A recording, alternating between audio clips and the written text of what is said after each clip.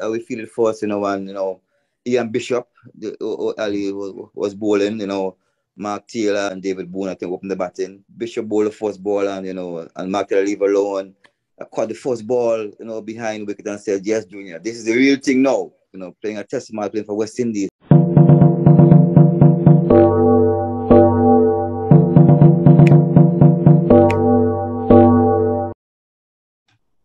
right, I just want to give a shout out to Grenadian, the Facebook audience or YouTube audience. Moulton Sayers here as usual.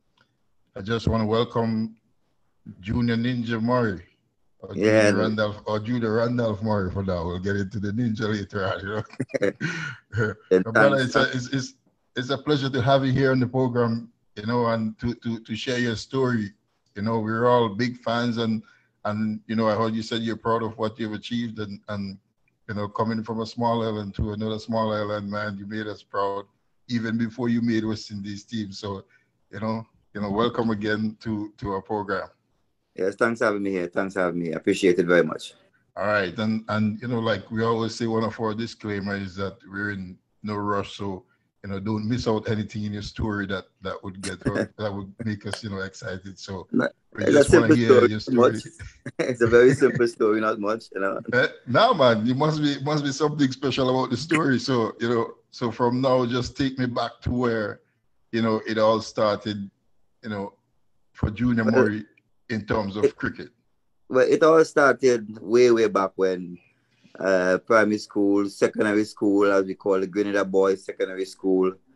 I used to be a big football player, a goalkeeper at the time, and at the Form 3 level, I decided that it's either cricket or football, playing in the schools. There was this one father figure by the late Kenny Hobson. He's all past now, may soul rest in peace. Oh, he's the one that really have me playing cricket, making that serious decision, because I was really good at football, really good at goalkeeping. But I decided that in the Caribbean at the time, if you want to make it big in a sport, I think cricket was the easiest one to go to at the time, and then I decided that I'm going to take the game very serious, at the school level. Then I went on to play for Grenada under 19, we went out on under 19, and then Win was senior team, and then, as you know, the bigger things. So it all started at the secondary school level, at the Grenada Boys Secondary School. Mm-hmm. So were you one of those athletes who went to the inter-secondary school games as a soccer player and as a cricketer? Like, no, multiple sports? No, at my time, there was not, the secondary school game was not happening as yet. Mm-hmm. in my time, just playing against the secondary schools in the schools competition.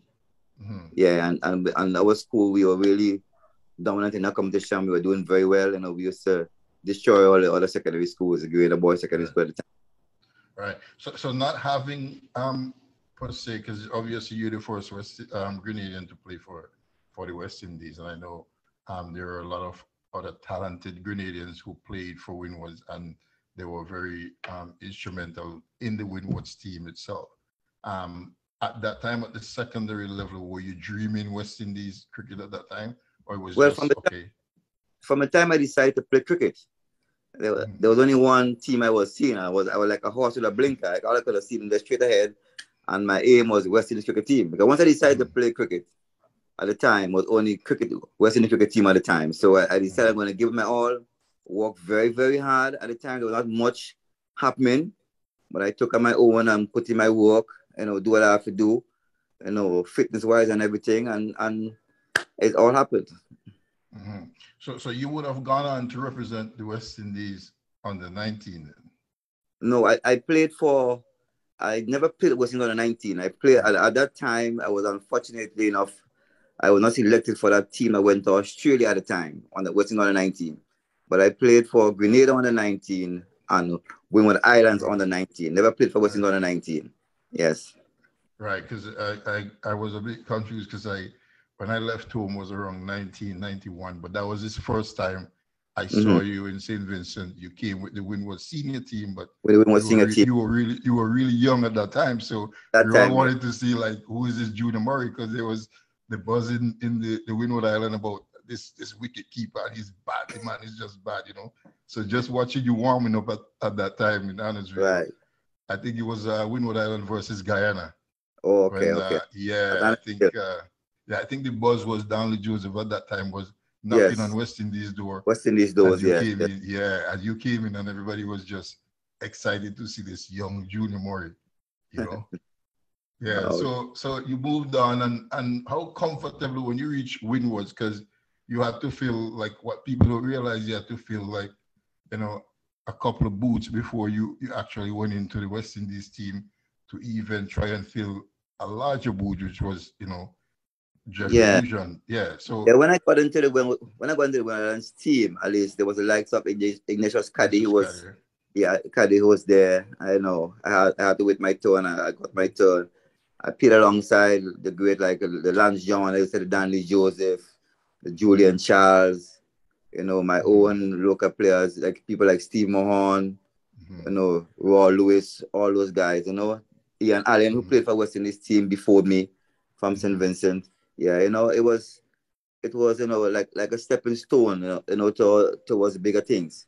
You know, I was very young playing among those great guys, you know, and I really wanted to make an impression, because I told myself from there it was the only West Indies team I'm seeing, so I got to do well from there to get onto the West Indies team. So it was a lot of hard work with like Thomas Kentish, who took me in his arm like a father figure. We are still very good friends up to this day.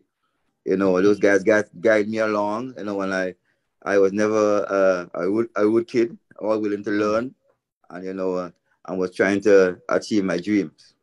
Did you also play with Collymore? Yes, I played with Collymore from St. Lucia, left-hand fast bowler. Yes, I played with him also. John Eugene, all those guys. I think we had a very good team at the time. You know, it was a very good team. So what was it like? What was the advice when, you know, I know guys were actually telling you can make it to West Indies team? And how yes, at least.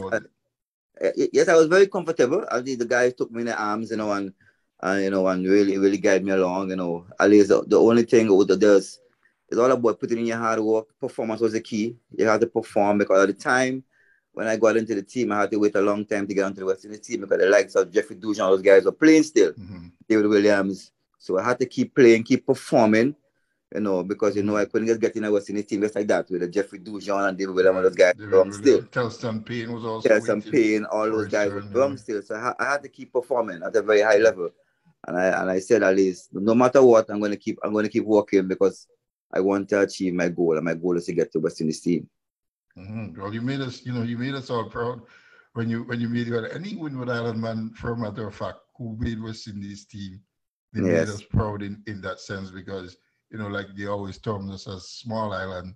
So and you know, whenever it happens, you know, it happens for the good. So walk us through your first test match when you before the first test match. So you got the call up from chief selector. Yes, I got a call. I got a call. Well, it was August 14, 1992. I could never forget that date. You know, I used to be working at the Grenada Ports Authority.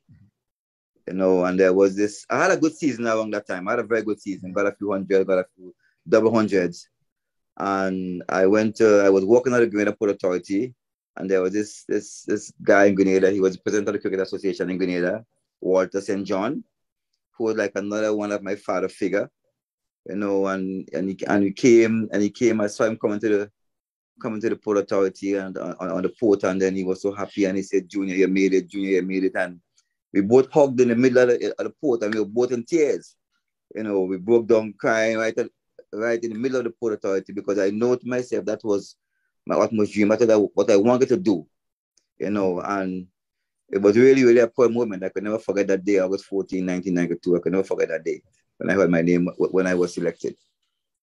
I'm glad you're mentioning, you know, people who were like your father figures, or so to speak, mentors, because what we have to realize, you know, what I want people to learn from your story, or at least this interview, and I always want people to take something away from the interview, is that sometimes, especially in sports and things like that, you need to have like a mentor or somebody to guide you along. And that person even doesn't necessarily have to be at the highest level in that sport.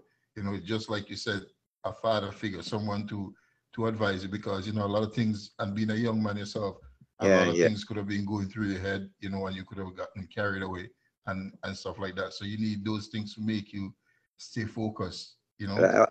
You know, I always say, as long as I live, all these people will always be in my memory, they be in my mind. I will always call their names, because without them, I couldn't do it on my own. You know, I always tell them thank you, no matter what, you know. Thank you for the support and the guidance and everything, you know, for me getting to where I wanted to be.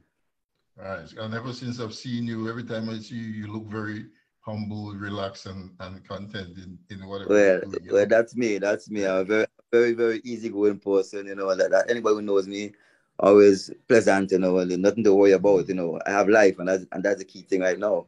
That's the main thing. So it's a good look. So anyway, you touring to Australia now, Yeah, I and went to you're Australia. in the squad, and I'm in the then squad. Yes. right, and then when you got the nod, like who gave you the nod that you were playing in that Well, test, and what was there the was reaction? it was David Williams and myself. You know, David Williams from Trinidad. He Mm-hmm. played. You know, I was on the tour. You know, thinking that, you know, I would just be there, not Get expecting a to few tour play. matches, get a few Yeah, tour yeah, matches. yeah, yeah. You know, just have a few Mm-hmm. tour matches. Not really expecting to play a test match. You know, Mm-hmm. but Ali David Williams was started to keep wicket in the test matches. He wasn't having a good time. You know, we had a team meeting the night before in Sydney. I think it was the third test match in Sydney, and my name was called Junior Moy to play a test match. I couldn't believe that. Yeah, you know what I'm saying. I just could not believe that I'm going to play Did a you test. pinch yourself? Yeah, I couldn't sleep at night. You know, I guess I was wondering what it's going to be like. You know, being in the Sydney playing ground. You know, West Indies versus Australia, one of the biggest test matches, and you know, playing alongside all the greats. You know, so Mm-hmm. it was really a great moment for me, and it's something I will never forget. Mm-hmm.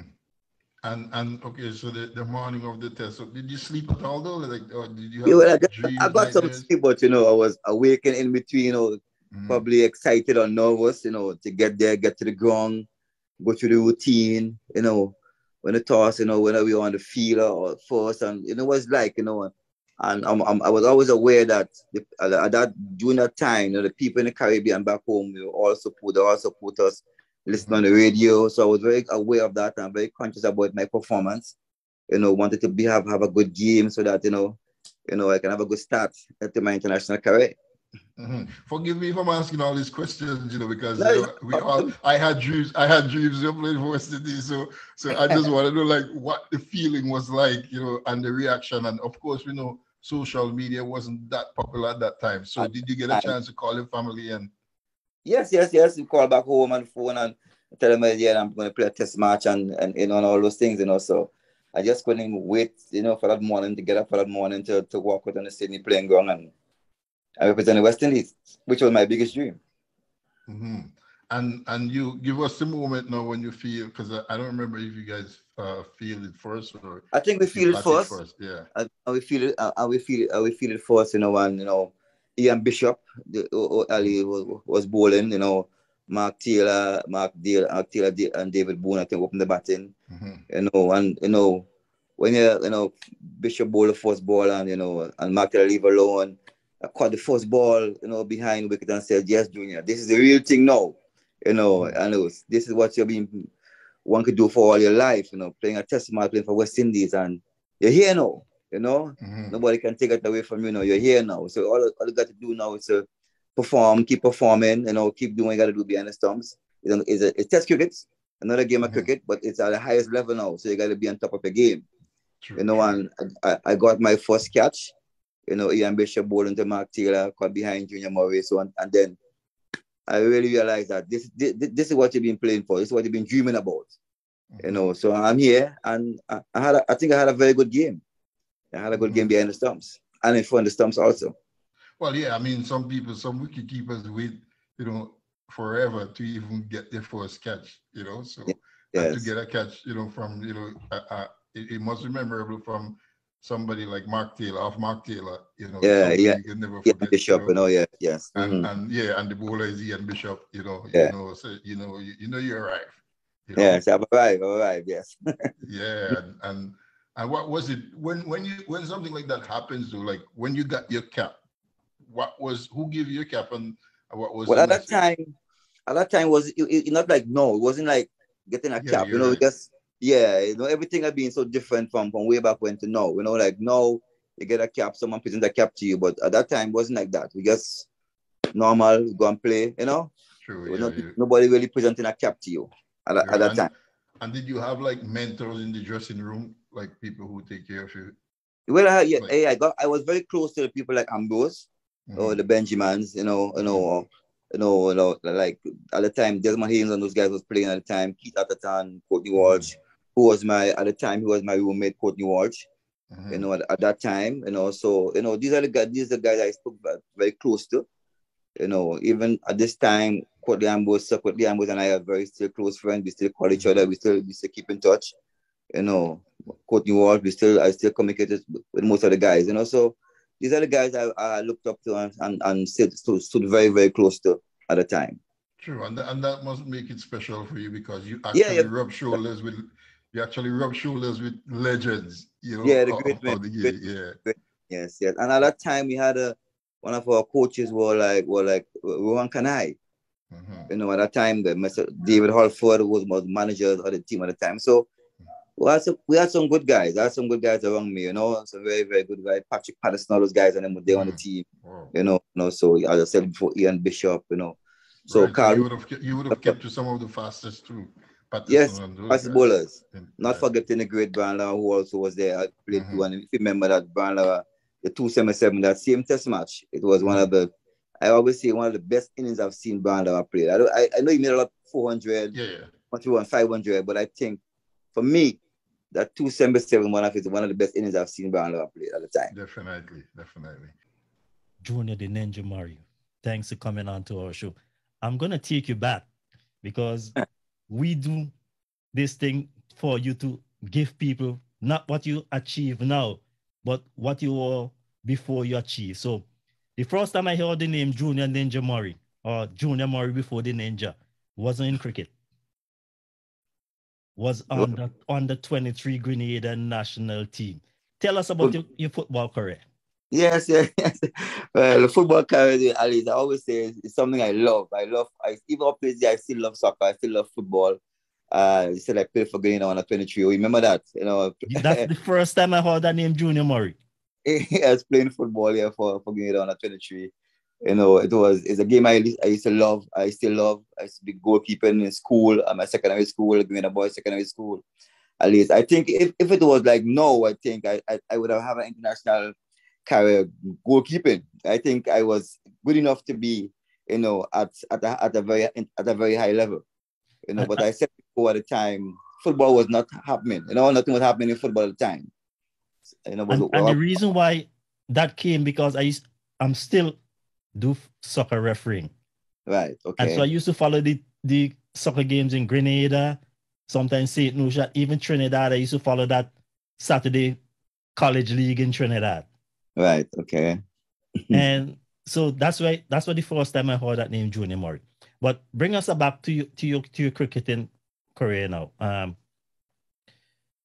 Now a lot of West Indian players, I think, make a lot more money than you did, but the performance is solo. Take us a little bit into their to preparation. Do you think that the West Indies players of today are doing the necessary preparation by themselves, like what you used to do? Because I'm gonna give you a story, you wouldn't believe it. When you used to come over to St. Vincent to practice on a Saturday, sometime I was at the playing field. Oh, I did. Sometime I pass and you up the road looking for a ride.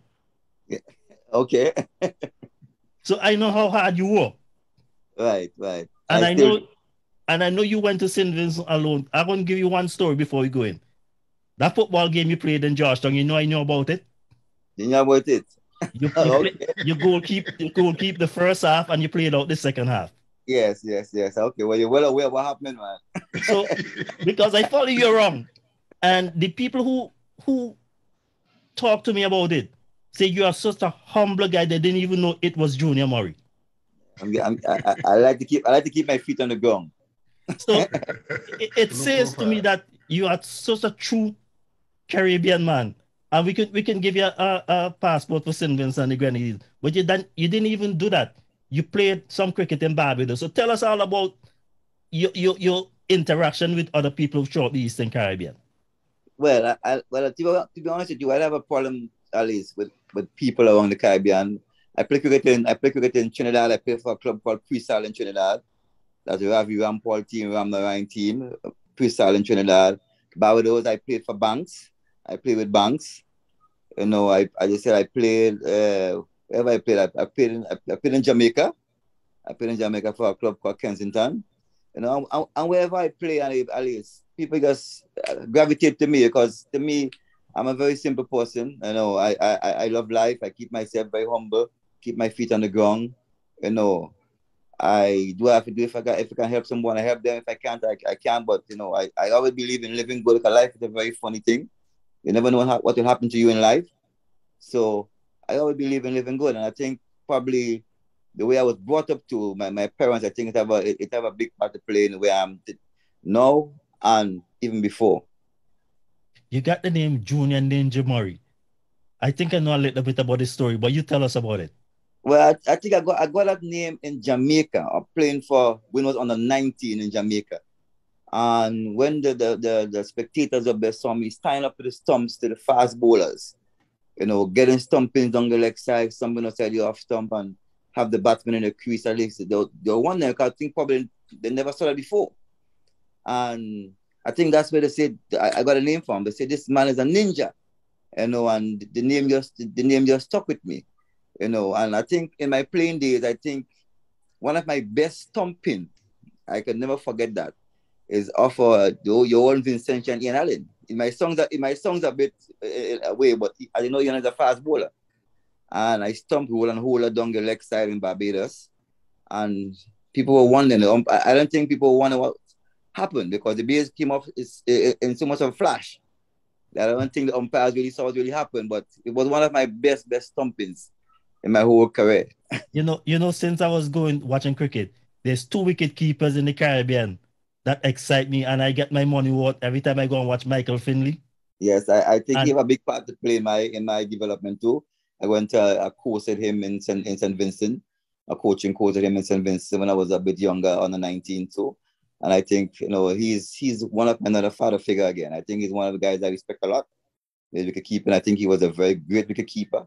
You know, I never really saw him in his prime, but I saw what he did probably in his older age, playing club cricket still, and I see him under the stumps, and the guys, I was wondering, wow, I could imagine when he was younger. Anytime he used to stand up to the wicket to know about Phillips and Grayson Shillingford and stumping down the leg side and just removing the bail. I know. It was very fascinating to watch. Yes. So I that's why I follow you around so much, because you remind me so much of the days of Michael Finley when he was in his prime. Right. Okay then. But that's a good man for me to be a mentor. That's a good man.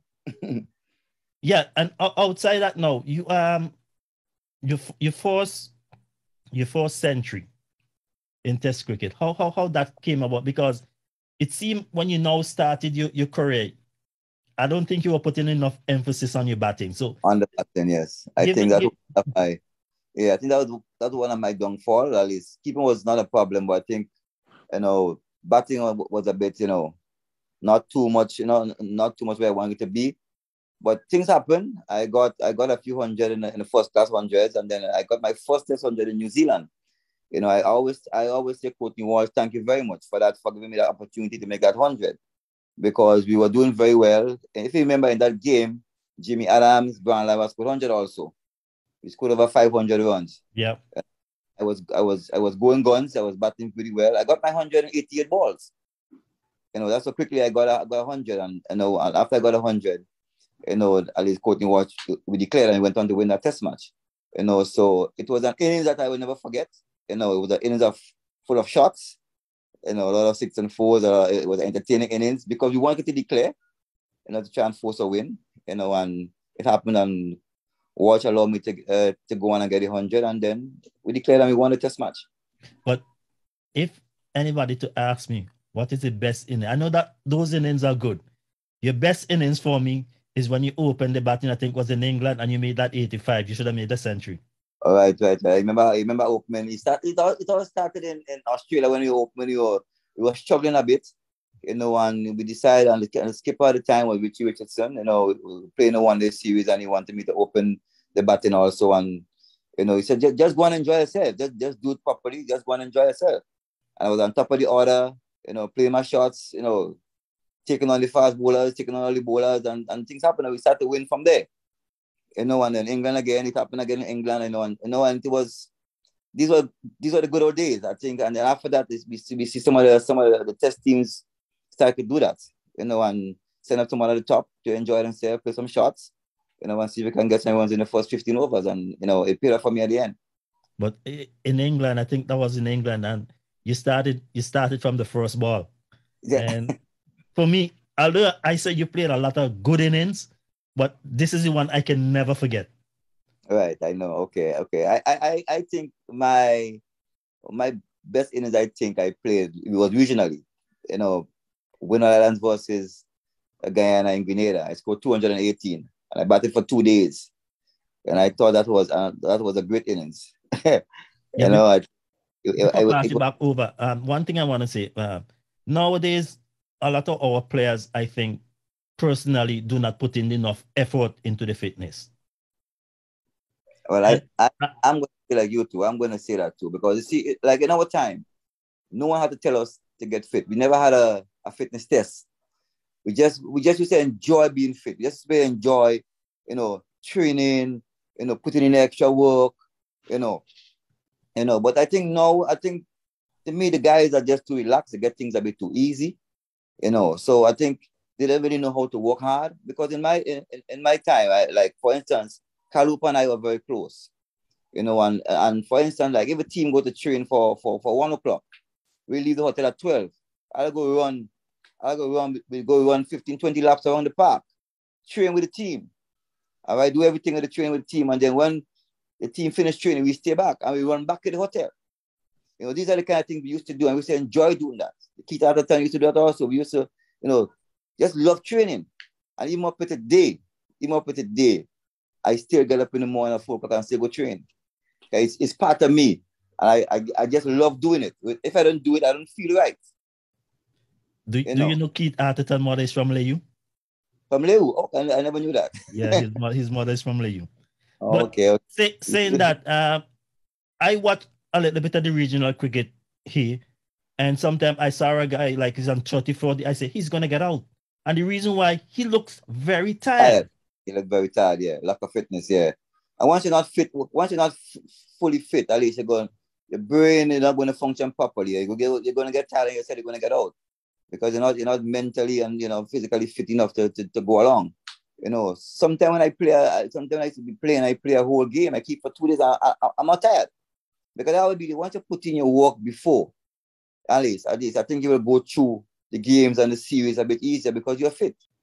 Yeah, in case you just join us, we're talking to Junior Randolph Murray, former Grenada, Windward Island, West Indies wicketkeeper.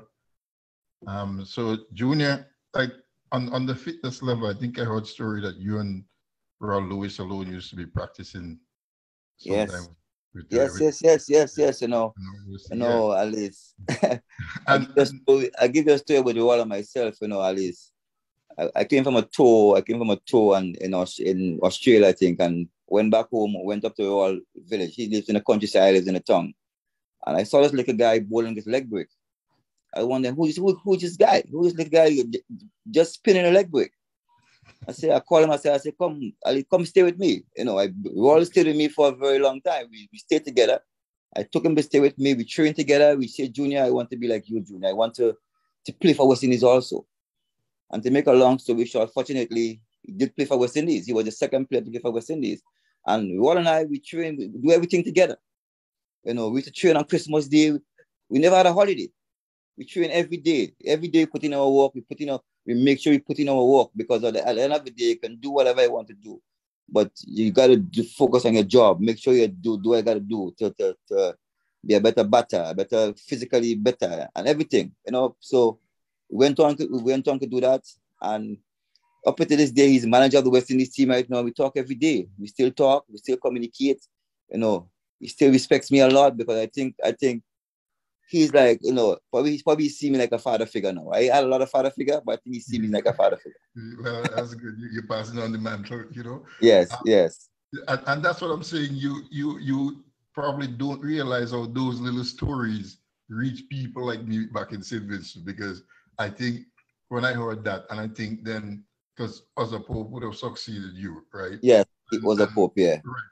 So if I have to put in the story, I was a wicket keeper too. And for me, just like how those guys were in your way, for me, I think I was behind Other. So I was like, okay, when Other goes down, we'll come in. And, but unfortunately, I migrated, around right. sort of thing. But, and people can argue that I wasn't, but I think I was right, around that time. So your story, when we heard that, and I think Other and, Arnold Johnson, I think they did that as well. Two of them used to go and practice, and I'm like, I want to be like these guys. I want to be like these guys. So yeah, practice. Greatness never sleeps. I always say greatness never sleeps. If you want to be great, you can't be doing the same thing all the time. You gotta come out of your comfort zone, come out of that box, do something different. Exactly. Like even some stories that you hear that Lara did before to master those cover drive. Those are things that would motivate you, but then you have to put in the work, And modern day cricketers, I find, they don't do that. They get more money, so that's their full time, and they refuse to even, because if I was in their position, I would even pay a guy to bowl to me if I was a batter, I used to do that. I used to make sure when I go on training. In my time, there was nothing like a proper training facility. True. I might go to the ground with my bat and my glove and hoping to see a man pass to throw the ball for me. When he finished throw the ball, I give him a like a chain and say, have a drink. You understand? Right. Because I wanted to improve my game. Like I couldn't sit home and expect to get better. Exactly. Yeah, I had to go there and make sure I put in my work. Yeah, and if we have to talk about facility, like I heard Richie Richardson was just good on the pull shot because the other side of the wicket, if you hit the ball over it that side, you're out. You're out, yes. You have to just pull. And, that's pull, yes. We all have our stories, Yeah. Anyway, so we're going up to South Africa now. And when I looked, there were three Windward Island man, because call me, what you want, but I'm a Windward Island man. Yes. And the three Windward Island men in the squad, I'm not sure he didn't necessarily play because I think Rawl replaced somebody. So it was you, I think, was it Nixon and Rawl. Yeah. And Rawl, What was that moment like? Did you guys even realize or think about it and say, wow, we're three? Because back in the days, Windward Island men never really used to reach West Indies. Yeah, it's West Indies at the time, yeah. But I think we all excited about it. We all excited about going to South Africa. We hear about Mandela. We all were excited about probably meeting Mandela and all this kind of thing, playing in South Africa for the first time. At that time, apartheid was a serious thing at that time, and it wasn't a good tour for us. It was a bad tour. At least we got defeated. Lots of other games. But at least we had some good times. We met the great man, the Nelson Mandela. We even went to Rockers Island, went to the area where he spent all his time, went to his cell. So these are stories that, are things that we never forget. I have a picture with me shaking Mandela hand that I will cherish for the rest of my life, as long as I live. So as I said, it wasn't a good tour, but it was a lot of experience to see the poverty down in Soweto and the way of life and, all those kind of things, So that probably being there, seeing the poverty and so make us appreciate life in the Caribbean. Like I think we are very lucky in the Caribbean. There's so much good things going for us, But all in all, it was good, and we enjoyed it. Yeah, I mean, sometimes in life it's not all about winning. Winning is the ultimate, but it's not all about winning because you can win different things. There you are. You had a good historical moment that you can cherish. You can cherish it. Yes. So, and that's what cricket and sports in general can do to you. Mentally, prepare you or mentally. Yeah. For life. Open your eyes. to a lot of things. So yeah, so you're in the team because you have at that time there's an exodus of wicketkeeper, like we said before, David Williams, Telson Payne waiting, and there you are. They have Murray. Murray was the buzzer wrong because of course David Williams waited so long till his time was going away, and and Payne was always deputizing and stuff like that. Do you think it was fair that people replace say you really want to replace Dujan or to put you in comparison to Dujan? But Dujan was a big hole to fill. Yes. Dujan was a big hole hole to fill at the moment. He was one of my mentor. I think was one of the best wicketkeepers I've seen at the time. I remember he gave me a pair of gloves I cherished for as long as possible. Oh. Whenever I see him, we still communicate very well and everything. So it was a big hole to fill, and I think I feel it, but I don't know if I feel it the way I wanted to feel it. But I think when I got a chance, I did a very good job of following in his footsteps. And I really enjoyed it at the time. Right, because you mentioned also that one of your regret, like Cippy was saying, that it was that you didn't put more emphasis on your batting. But before you answer, because I just wanted to say, prior to Dujan, because I think you were the better batter out of the ones that were in waiting. Right. Nowadays, wicketkeepers are more different. Like you have Richard Pan and Dhoni, and those guys redefine the role of wicketkeeper. That you have to be able to be batting. You have to put the ball. You have to be able to bat. Right. Yeah. Right. So, do you think that you put more emphasis on the wicket keeping? Well, at least at the time I was really, I think so. I think I was really focusing on my behind the stumps instead of most likely not trying to get a balance or behind and in front of the stumps. But probably late in my career, I think my batting came a very long way. In my 30s, I think that's when I think I batted the best in my career. I got my first hundreds, my first 100. I got a double 100. I scored a few hundreds, and I think if I've done that before, probably I've stayed in the team probably a bit longer than I did. But these things happen. I appreciate my time there. I enjoy what I did. I think I did my all. I think I did my best. And I up to this day, I have no regrets. If I got to do it again, I'll do it all over again. Do you think you were better suited or better prepared for the shorter version than Test cricket? Well, I love Test cricket. At my time, we was just Test cricket and one days. We never had T20 in our time. Right. So I think I was more into I love the Test cricket. I love the white ball also, the one-day cricket.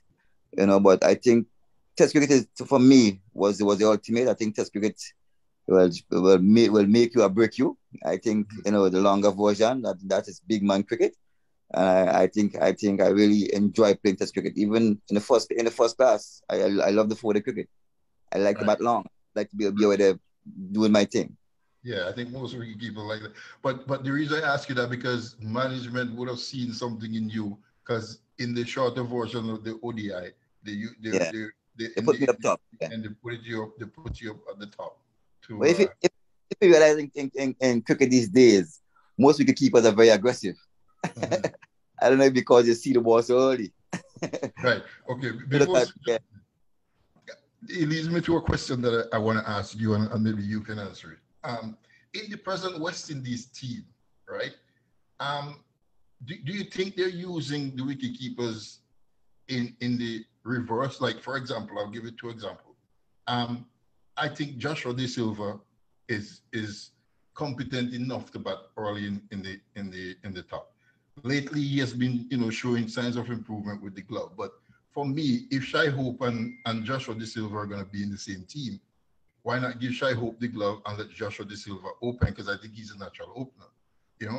That's in Test, right? And in the ODI, if Shai Hope and Puran are going to play, because for me, when Shai Hope has the glove, it's with something that I thought about. When he has the gloves, and like most wicketkeeper, he feels like he's more in the game and he produces more. Why not give Shai Hope the glove, which they're doing now? So what's your take on those two scenarios? Boy, I think, to be honest with you, I think in my time, I think all wicket keepers know. I might be frank, but I think we need proper keepers right now. And I'm not seeing what I used to see when in my playing days. As you know, in my playing days, we had myself, we had Courtney Brown, we had Willie Jacobs, we had all those guys. And I think we need to put more emphasis on our wicket keeping. I think we take wicket keeping for granted. I think, we just probably put a man behind the stumps. But I don't think it's that. We need to get special wicket keepers. Special work on, even have courses to get the younger keepers. Something has to be done, because I think we look at what I'm seeing now. I think a lot of room for improvement. A lot of room for improvement behind the stumps. We need to get that balance. We need to know who our test keeper is. Because to me, I think Dennis Ramden is one of our best keepers right now. Even though he's not playing test cricket or whatever, but I think he is one of our better glove man right now. Yes. Yeah, in terms of glove man, yes, the complete package I would give Ram. Is behind a stump. Yeah. Right. So, but for the ones who are actually active now. Yeah. Yeah. What would you say with the Silva story with the but I think the Silva, to me he's more of a batter than a keeper. Yeah. So I think that he should just let him bat as high as possible, because he needs time. He's a man that the crease for a very long time. Yes. So I think we can look into and let him bat, and probably find someone to put behind the stumps. He's wasted at number 7 or 8 down there. Yeah, to me, I think so. I think he's wasted down there. I think he needs to go up the top of the somewhere middle order 3, 4, 5 and let him get bat. Right. I think to me he enjoys batting more than keeping, I think. Yeah, I see that too. And that's what, and for that I'm saying, if Shai Hope is gonna play the same game with the Silva, push Shai behind the stumps. Yeah, because to be honest, Shai Hope has been doing good in ODI, but he's been in tests, and somehow it's not coming out for him. And we know he has the ability, but so build him down there and maybe put him number 5 or 6. Right. But I think we need to work on our wicket keepers also too. Get them a bit more sharper, We need to work on wicket keepers. We have work on a fast bowling coach, batting coach who's working with the keepers. You understand? I guess we need Junior Moore in there. well, we'll see about that. Yeah, okay, we'll talk about. I'm gonna let Sip jump in again, and we'll talk about that when you're coming up to your academy. Yes. Yeah,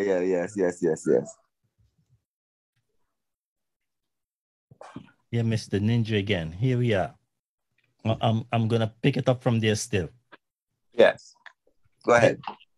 What I do notice in West Indies cricket right now is that as we're talking about wicket keeping, I think what we need to do is and we're just making suggestions because we are talking.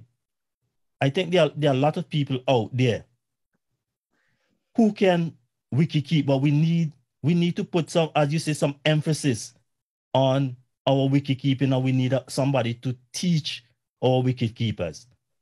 And I'm saying that without that, we can build our cricket, but we're still not building our wicket keeping part, which I think is very important. As I'm going to tell you, one of the things I noticed with you is the movement of the feet. I don't know if you saw in that clip, and that's why I put that clip, the stomping you made of Carl Hooper down the leg side, which was so clean, it was so far, and you had to stretch. That's why I put it in that clip, I put it in the clip to remind me about that. So tell me a little bit about your feet. I think that's what naturally make you a wicket keeper. So you think you learn a lot from being a goalkeeper? Put it in wicket keeping? Yeah, I think so. And I think I always say to my youngsters who want to be a wicket keeper, keeping in our hands, keeping his feet. Because if your feet is not moving, your hands will never come. So you have to make sure you focus a lot on your feet. You got to get our feet moving. You got to make sure that you're strong enough. You got to make sure you got do your skipping, do your bit of weight training, your squat training, all those kind of things. So once your feet are moving, your hands must get there. So you got to focus a lot on your feet. So because I think that's stomping, I don't know if you realize that's a classic. And I'll tell you why it's a classic. The ball thrown a lot. Yes. I don't know if you remember it. But yes, I remember last time when it was Marquardt. Yes. Marquardt. Yes, yeah.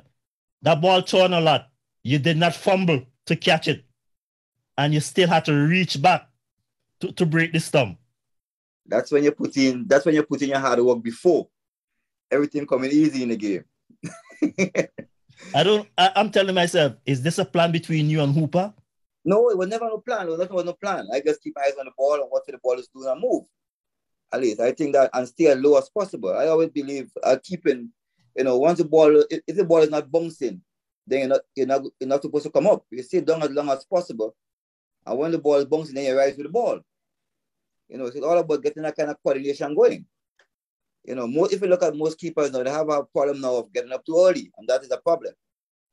You got to make sure you stay down as long as possible, especially standing up to the stumps. Standing back, you can get away with it. But standing up to the stumps, you have to make sure they stay down as long as possible. Now, I'm going to ask you, if you had to pick a West Indian fast bowler, you might pick two, but you have to pick one to go to war with. Who would you pick and the reason why? Well, I'll pick the great man, my good friend, Sokoti Ambrose. I think he's one of the greatest bowlers I've played with. I think I always tell people I keep looking to Sokoti Ambrose for all my life. And I can tell you that not 5 balls went down the leg side. That consistency on the off stump, right there, I think make it a nightmare for bowlers. And I think a young Ian Bishop in my time too. A young Ian Bishop, I think was one of the fastest bowlers I kept to in my time too. I kept to. He's a fast bowler, ball in swinger, out swinger with pace, I think, and Courtney Walsh. I think these are 3 guys that will go to war with every day. I know they could get a war done. Courtney Walsh would bowl for the whole day and he wasn't tired. He keep the batsman on the toes, and the way those guys on them put in the work and the pride in what they do, I think these are guys I'll go to war with every day. But we don't see that commitment now from our fast bowlers.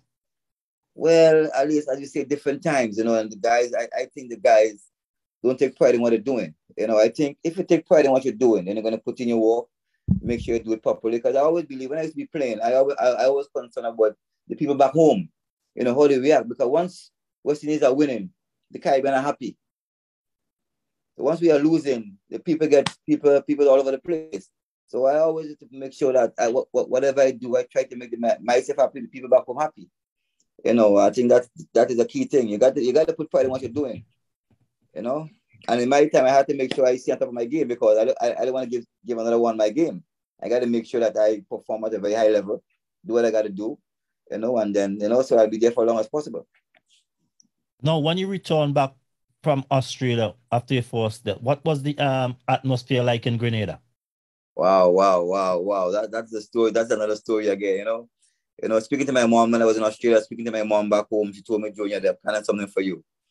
There's this motorcade, and I know being this kind of shy person at the time there, I was not, really into that, but I got home and, when the airport was all filled with people, everybody was screaming and shouting, Junior Murray, and it was a touching moment for me. It was a very touching moment, that I went to there, represent my country. I always tell people I love my country up to this day. Whatever I do, I love my country. And I want to do well for my country, and I still want to do well for my country up to this day because I love my country so much. And it was just a very touching moment. The airport was filled with people. They put me in a vehicle, motorcade from the airport straight up to my village with a road, and it was just love. Just people that showing appreciation. For what I've done for not only for myself but for West Indies and my country. Yeah, we're back with Junior Murray again. So Junior, well, let me take you up to and these are 2 questions that someone asked me ask you, and I would break the code if I don't ask you that. First, it was like, have you ever played with an injured finger during your time because of fear that you would lose your spot? Well, I wouldn't say of fear, but we have up to this day, my finger is still injured. It was a sore finger, keeping, the likes of all those guys and so forth, you come with some injuries, the finger was a bit sore playing in England and so forth, and the ball was doing all these kind of things, got hit on my fingers, band it up, do what I got to do still, but it was not a fear of getting dropped or not even playing again. I just want to play my cricket and play for West Indies, but I did play. I did play with a I wouldn't say the finger I could have played. I did play it, but it was not bad to say that, that I couldn't play. Just a bit of soreness in the joints, and so sometimes people said I do this, blame me for that, but I don't think, because if you look in the past, some of our players played with broken hands. The great Malcolm Marshall played with broken hands, and did well still, so we just about fighting for your country and fighting for the West Indies. Right, it's a soldier in you, to fight. I mean, I would have probably done the same thing too, as long as it's not gonna, affect it. You're not gonna have another finger, because you said, Alan Lamb, they played with the even one day in the Caribbean, I think Combley broke his nose, came down. Yes. And those are more critical parts. So, I'm glad you cleared that up, in that sense. What would you do with your and it's not that we're being critical of Andre Fletcher, but in my opinion, Andre missed the trick, on so many occasions when he was supposed to go in and play selfish to keep his spot in the team. Sometimes I'm mad at him because, I'm like, okay, Andre, you need to go in and establish yourself. Stop thinking about going in to be the hero, because he, clearly should have been in the T20 team as a wicketkeeper batsman. Yeah. If they're going for a wicketkeeper, Andre could fit in that clearly, and Andre had so much bright prospect in the beginning.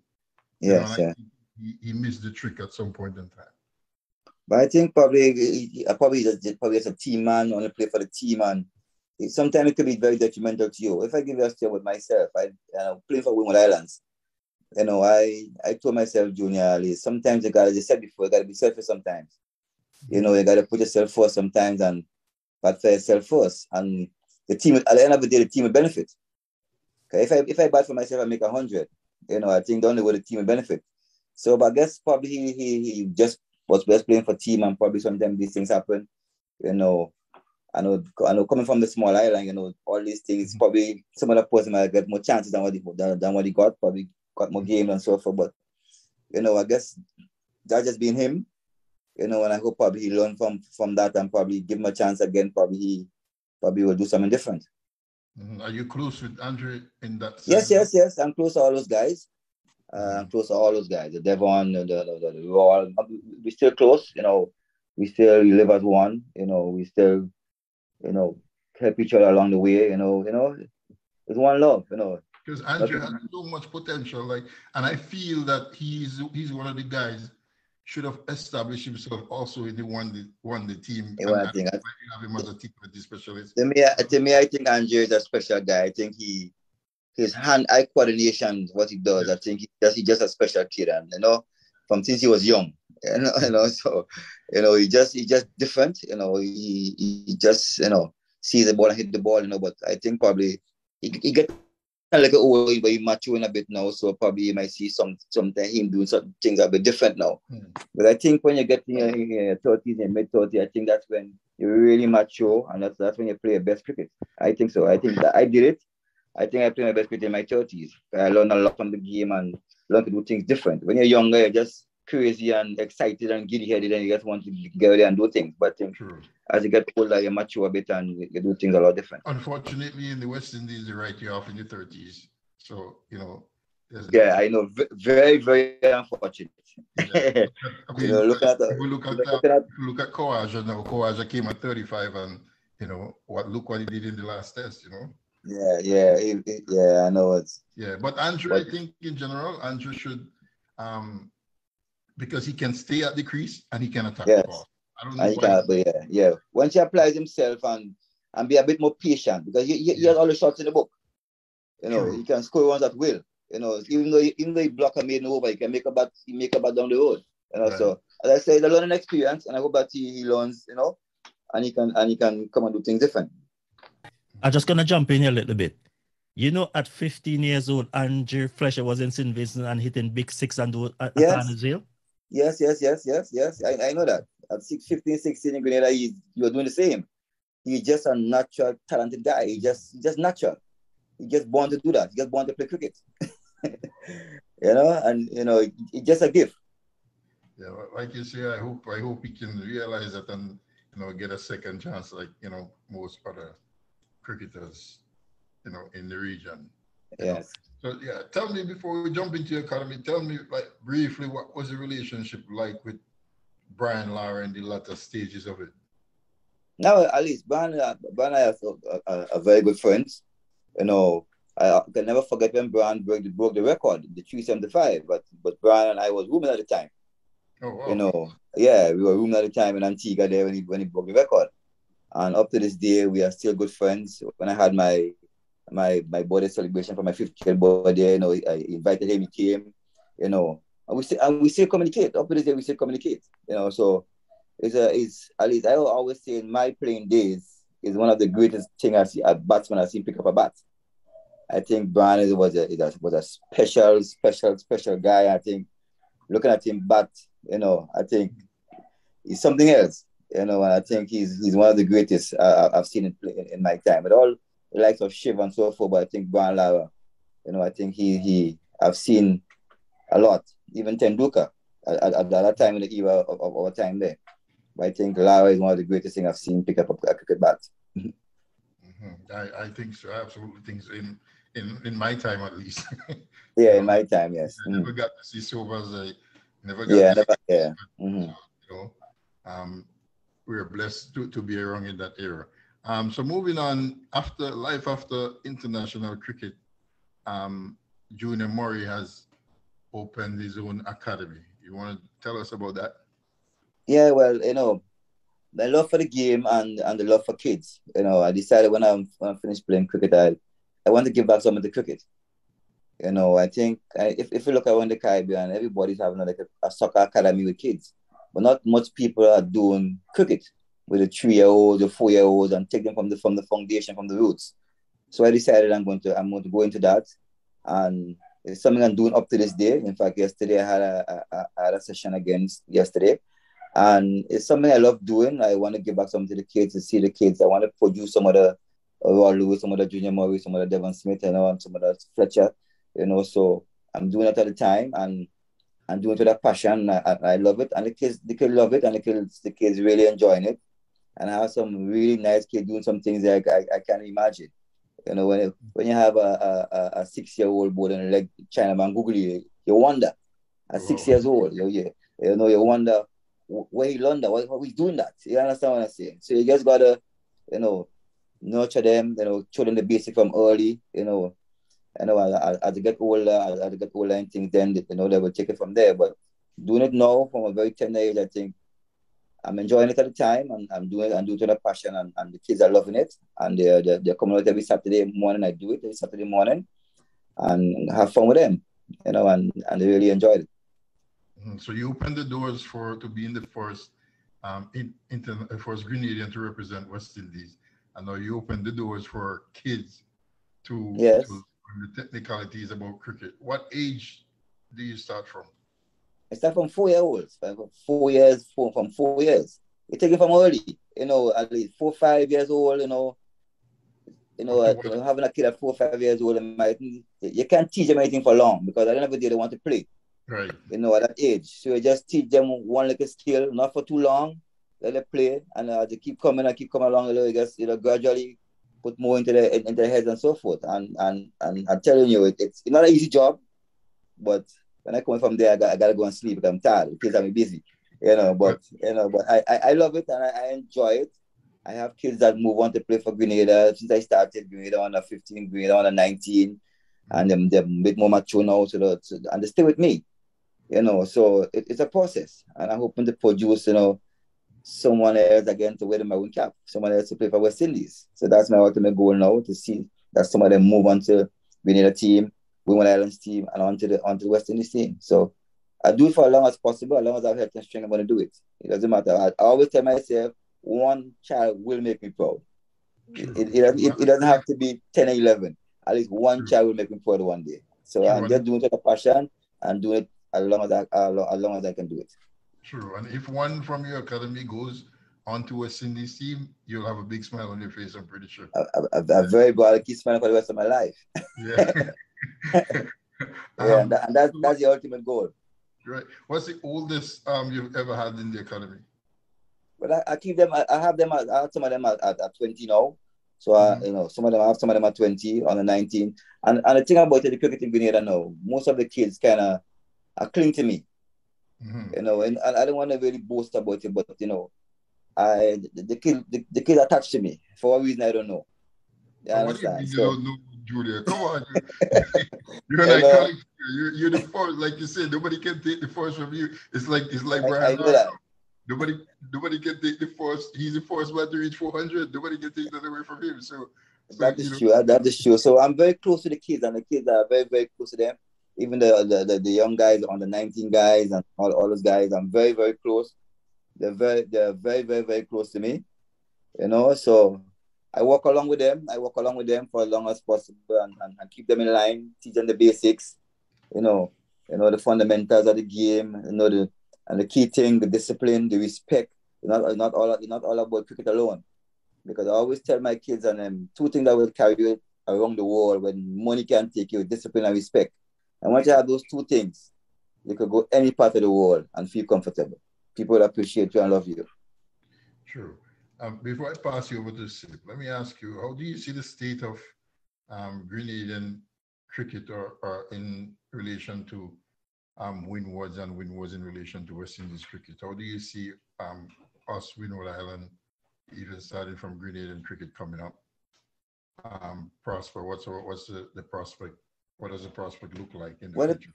To be honest with you, the future looks bright. We got a lot of talent in Grenada, and in the islands and a whole lot of talent. But with the pandemic now for the last couple of years, everything has just slowed down a bit. We're not playing much cricket right now because of what's happening around the world now. But there's a lot of talented guys. We have the guys remember the guy like Sherman Lewis. He played for West Indies also, fast bowler. We have Ryan John, played for the West Indies under 19, win the World Cup in 2016. As you said, we have Andrew Fletcher, we have Roland Cato, we have Devon Smith still playing. We have a lot of young guys. We even have Teddy Bishop now, who's on the West Indies under 19 team in Ghana now. They're playing in the World Cup. So we have talent.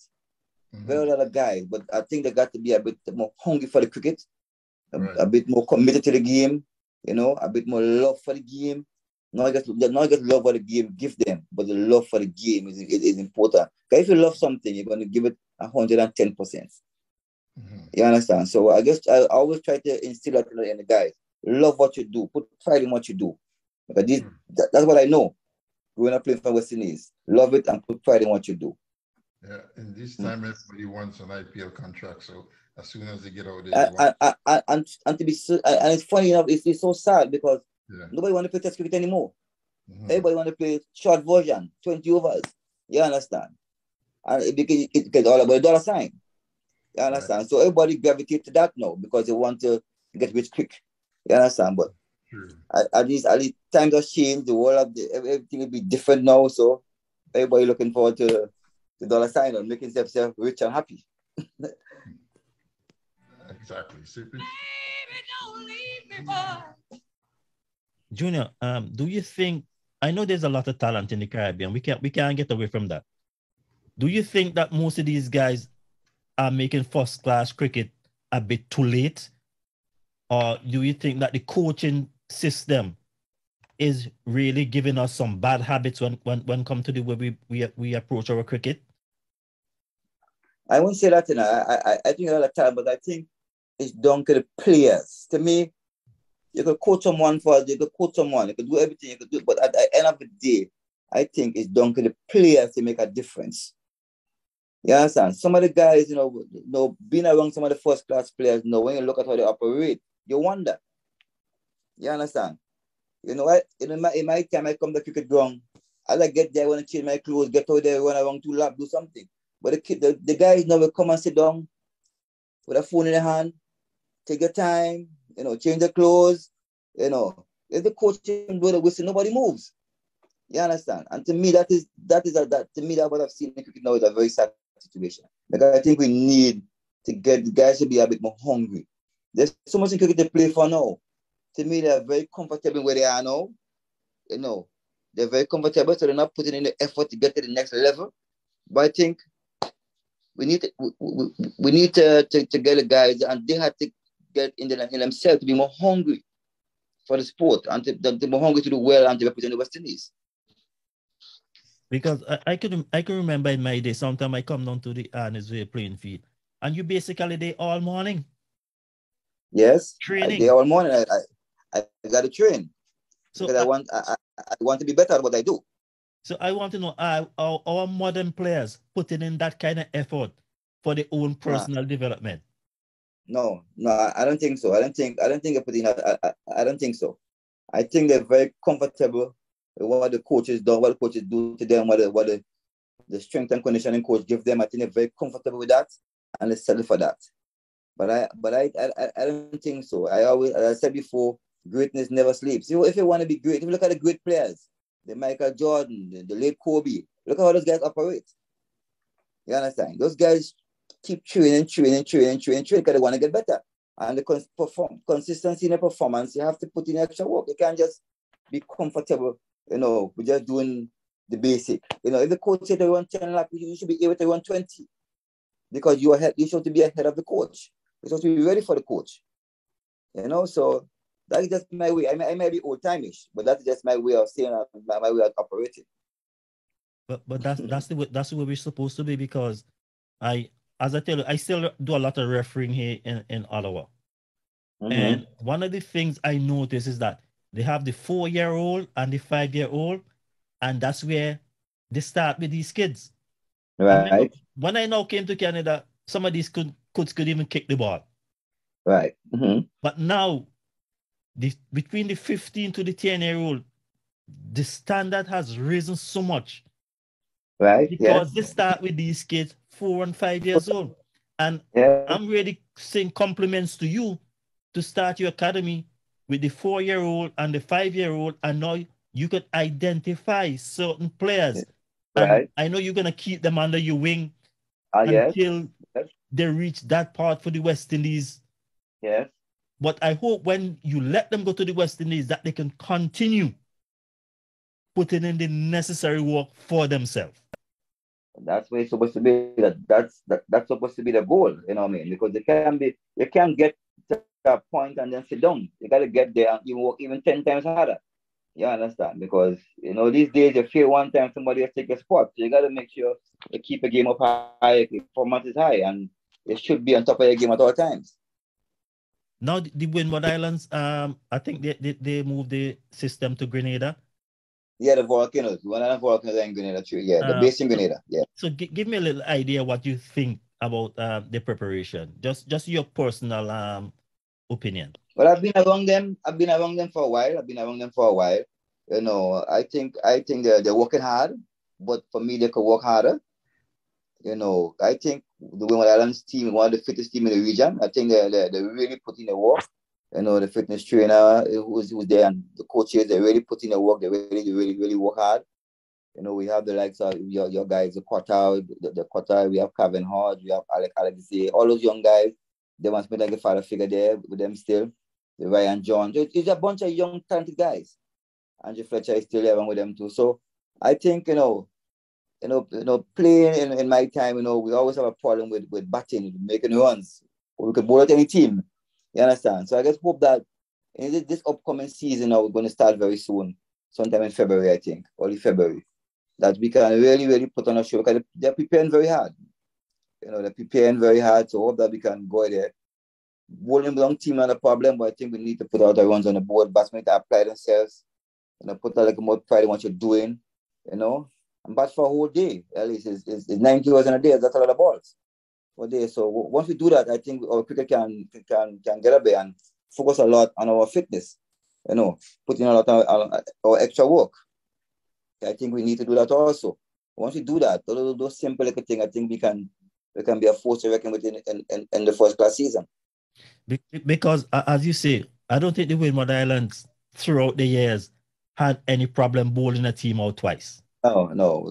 We always had good bowlers. We had great bowlers. But the problem was our batting.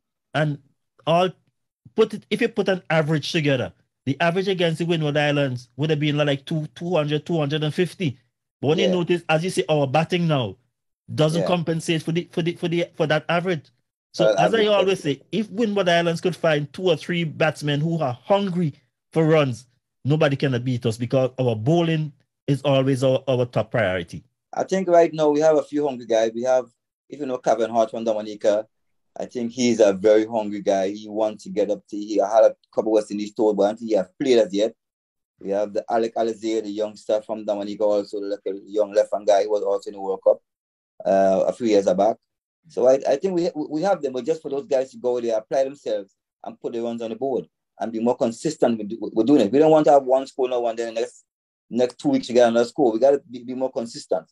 So I think I'm really looking forward to this season coming up to see what the guys will really do, and I hope that they put in a really good show for us.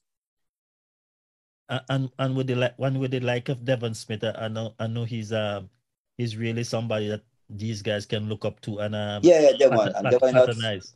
Yeah, he's not at least like in my time, Wall was under my wings. Like now, Devon and Alec is very close. Alec look up to Devon, you know. So I think probably someone can rub off on him, you know. And Devon like his father, they're very close, and they always a bit of advice here and there, you know. So I hope that I would tell him, I said, this is your year. You got to come out there and make.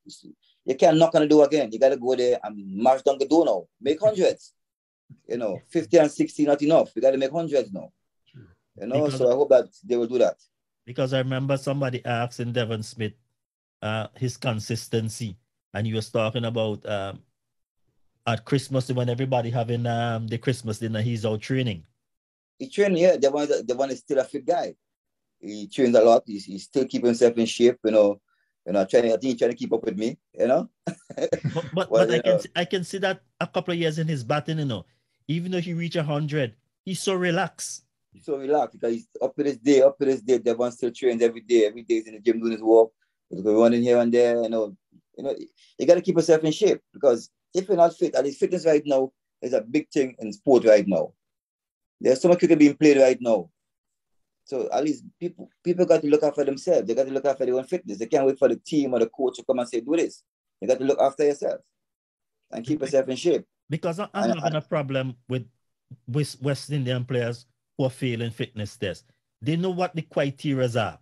Thank you. And once you know what the criteria are, I don't see anybody coming and say, well, you drop this person because he's not fit. He know what the criteria is. Thank you. Whether he have 1 million games ahead, he's supposed to stick to what they give him as a criteria to pass his fitness test. So when they leave them out for the fitness test, I have no problem with that. Yeah, I can understand that. I have to do something and to keep my fitness level up. And I'm still feeling, and it's right in your palm of your hands.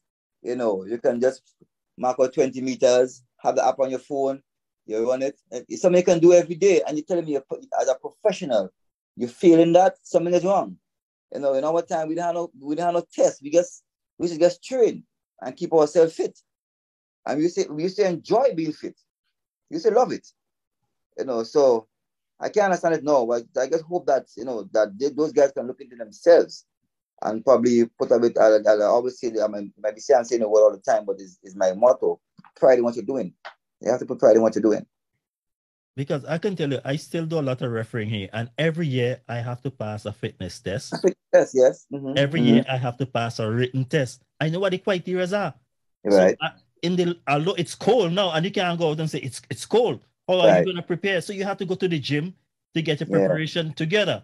So I'm saying, if these guys know what their fitness criteria are, why are they failing? Yeah, I guess they take things for granted. I guess they're not serious about their work, because somebody else is going to take your job. If you don't want your job, somebody's going to take it. What this at the same time, we're hearing a lot of people in the Caribbean who are negative towards the fitness. Oh, they should play. No, I say they know what the criteria are.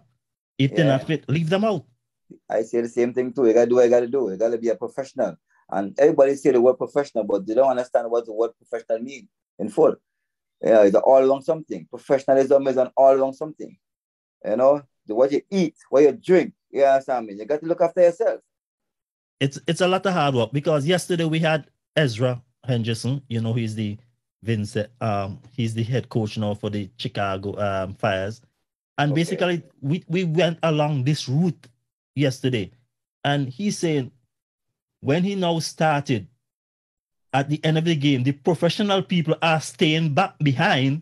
That's it. And walking on the game. And he said, I'm leaving. But now he realized, if this guy is so better than me and he's staying back after the game to walk on his game, why am I running? Yeah, right. Okay. Yeah, you understand. So you get a message. You get a message. Some of the guys are quick to go back in the hotel to do what? Play on the phone. All right then. You know, so we gotta get our act together. We got to do things differently. We gotta come out of our comfort zone and do things differently. I think so.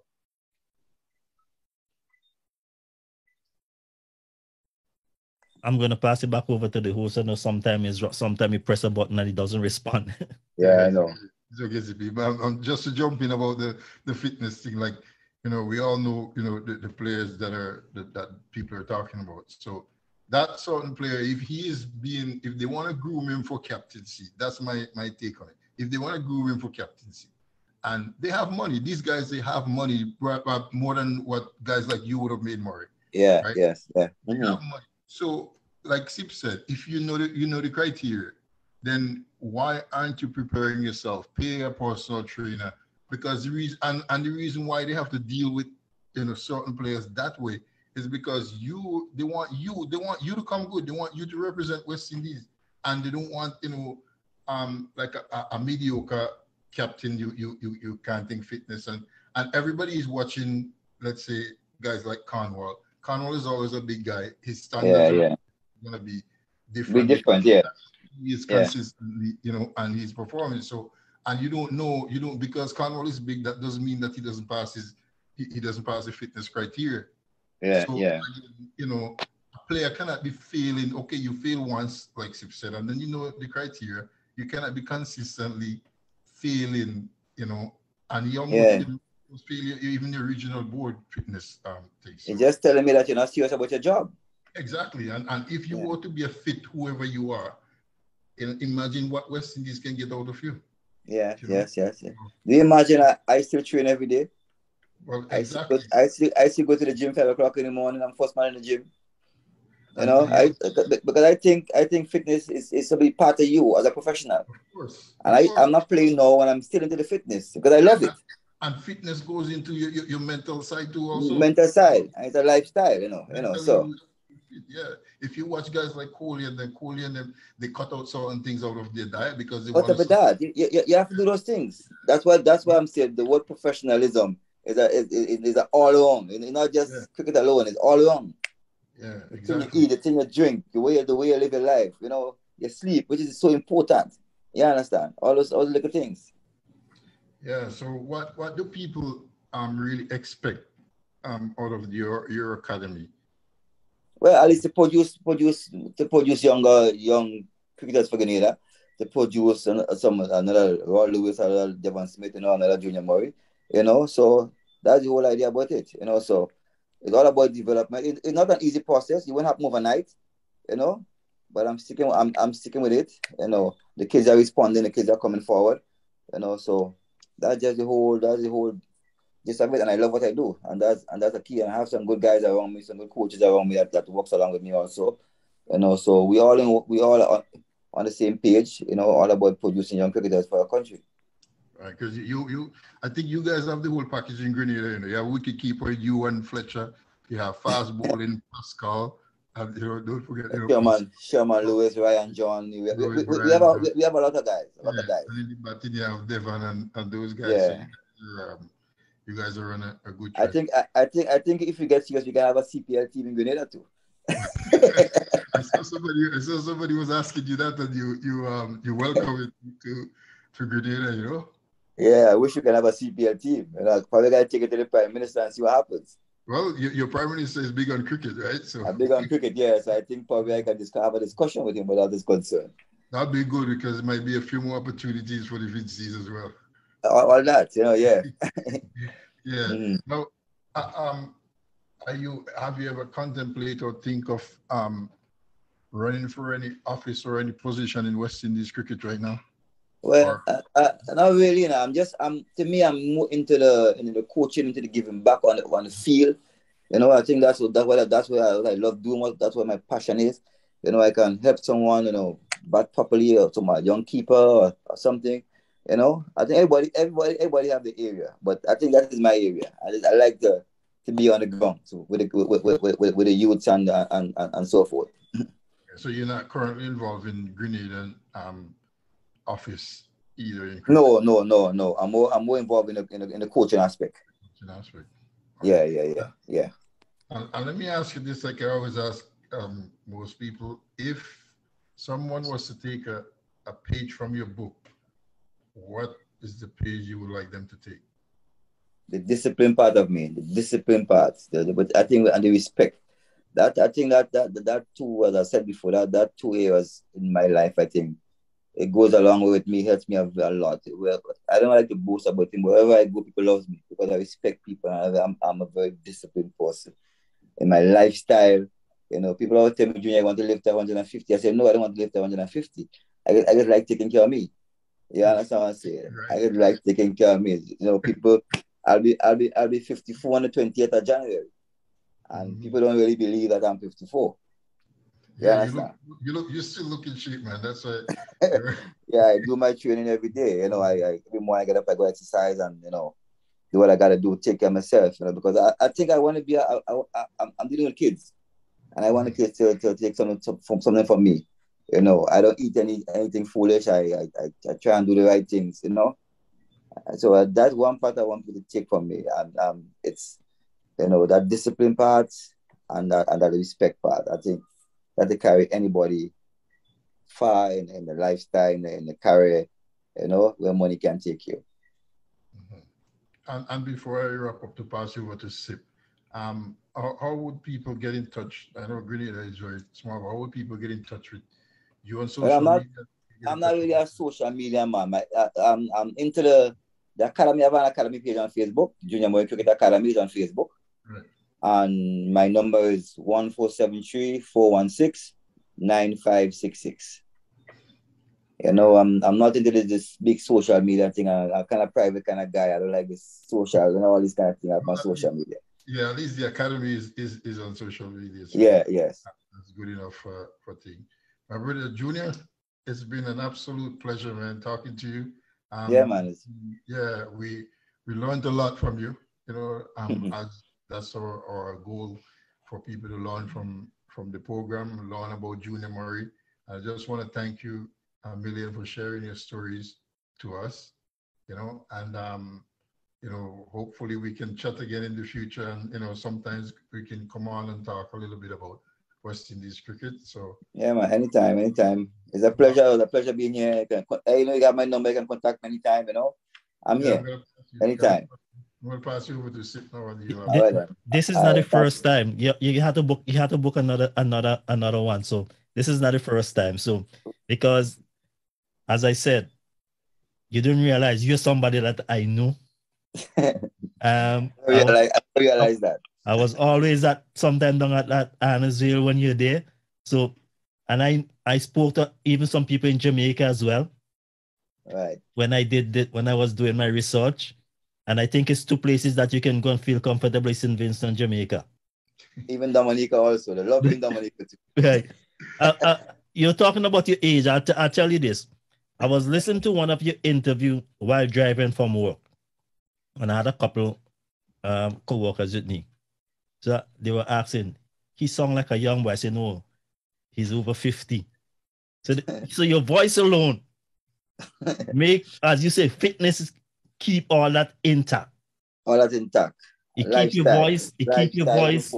Right. So I just say that because sometimes people doesn't. It's hard for other people to detect our culture age. Right. They always believe with 25 and 40. I'll be 54 January 20th. I have a birthday coming up very soon. Yeah, yes, it's in January. But yes. It was a real pleasure. It was a real pleasure talking to you. And yeah, a pleasure also, man. Nice. I appreciate it. You know? Although it took me a long time to really get my fingers together to send you a message. I was encouraged when I spoke to some people back home and they say, how you having people on your program and invite Junior Murray? He was in Georgetown playing football sometimes and I didn't even know it was Junior Murray. He keep the first half and then he play out the second half. And he's a very humble guy. So I say, okay, I will. So those are the people who encouraged me to send you, although I wanted to do it. But anyhow, anything you want to say in party, because this is not the first time we're going to come on this really. We're going to invite you back sometime. You know, sometime we are looking to put a program together where we're going to discuss West Indies cricket. I don't know if you're going to be interested in being part of that. Yeah, no problem, not a problem. I'm here, you know, just give me a heads up and I'm here, you know. Yeah, but we want to bring a panel together and then we're going to want to discuss West Indies cricket. So as you say that, your invitation when you're ready to do that will be going out to you. So yeah, not a problem. Anything you want to say in parting? Well, thanks for having me on the program, you know, to the Caribbean. Let's keep supporting West Indies cricket. Let's hope that they can really come forward, come big, you know, in the future. You know, I know it's very hard to get back where we want to be, but we have a talent, and I hope that the guys can really put a bit more effort and emphasis in what they're doing and playing for West Indies. And let's keep rallying on the West Indies. And our young kids going and play on the 19 World Cup now. Let's keep supporting those kids on the 19 World Cup starting very soon. You know, at least it starts from there. We get all the greats come from that era, from that age group. So let's support them, I know, and let's keep rallying on West Indies cricket because at least it's the one thing that keeps us in the Caribbean together. Once we are winning, the Caribbean is happy. All right, so let's keep supporting West Indies cricket. Thank you, Junior, and I'll talk to you soon. Yeah, man, you're welcome. Thanks a lot. Thanks for having me.